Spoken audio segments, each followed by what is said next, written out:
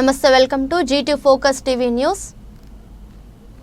పెందుర్తి నియోజకవర్గాన్ని గత 5 ఏళ్లుగా అభివృద్ధి సంక్షేమంలో పరుగులు పెట్టించానని పెందుర్తి శాసనసభ్యుడు అన్నంరెడ్డి ఆదిప్రాజ్ అన్నారు. పెందుర్తి నియోజకవర్గం నుంచి వైఎస్ఆర్ పార్టీ తరపున తిరిగి రెండోసారి ఆదిప్రాజు శుక్రవారం ఉదయం పెందుర్తిలో నామినేషన్ దాఖలు చేశారు. ఈ సందర్భంగా ఆయన మాట్లాడుతూ గడిచిన 5 ఏళ్లలో ప్రజా సంక్షేమానికి అభివృద్ధికి అధిక ప్రాధాన్యత ఇచ్చానన్నారు. ఎన్నికల్లో ప్రజలందరినీ ఓటు అడిగే హక్కు తన ఒక్కడికే ఉందన్నారు.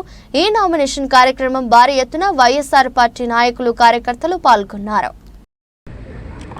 ఈరోజు రెండోసారి పెందుర్తి నియోజకవర్గం తరపున వైఎస్ఆర్ కాంగ్రెస్ పార్టీ తరపున శాసనసభ్యుడిగా నామినేషన్ వేయడం జరిగింది. ఈ అవకాశం కల్పించినటువంటి గౌరవ ముఖ్యమంత్రి వర్యులు జగన్మోహన్ రెడ్డి గారికి నా హృదయపూర్వకమైనటువంటి పాదాభివందనాలు తెలియజేసుకుంటూ ఈరోజు ఏదైతే నామినేషన్ కార్యక్రమం ముహూర్తపరంగా తక్కువ టైం ఉండడం వల్ల సింపుల్గా ఇవాళ నామినేషన్ వేయడం జరిగింది. రెండో సెట్ అన్నటువంటిది 25వ తారీఖున లక్ష్మీవారం నాడు పెద్ద ఎత్తున మళ్ళీ పార్టీ కార్యకర్తలు నాయకులు అందరి సమక్షంలో వేయడం జరుగుతుందన్నటువంటి కూడా తెలియజేస్తూ ఏదైతే ఇవాళ మాకు ఒక గౌరవాన్ని గౌరవ ముఖ్యమంత్రి వర్యులు జగన్మోహన్ రెడ్డి గారు కల్పించారు.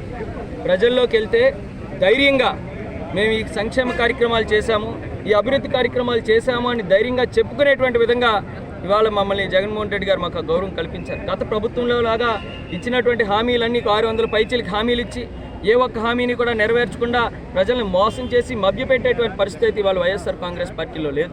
ఇవాళ 99% హామీలన్నీ కూడా నెరవేర్చాం. ఇవాళ మనం చూసుకుంటే మన చుట్టుపక్కలే ఉన్నటువంటి మన ప్రాంతాలు చూసుకుంటే ఇక్కడ ఉన్నటువంటి హాస్పిటల్స్ కానివ్వండి, వెల్నెస్ సెంటర్స్ కానివ్వండి, అదే రకంగా యూపీహెచ్సీలు కానివ్వండి, పాలిటెక్నికల్ కాలేజ్ కానివ్వండి, రోడ్స్ కానివ్వండి చూసుకుంటే ఒక పక్క సంక్షేమం, ఒక పక్క అభివృద్ధి.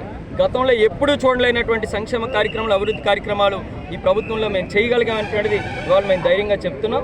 అంతేకాకుండా ఈరోజు మా మీద పోటీ చేస్తామని చెప్పుకునేటువంటి వ్యక్తి రమేష్ బాబు గారు, ఆయన కూడా కొంచెం ఈ మధ్యన మాట్లాడుతున్నటువంటి పరిస్థితులు విన్నాం. ఆయనే నేరుగా ఒప్పుకుంటున్నారు.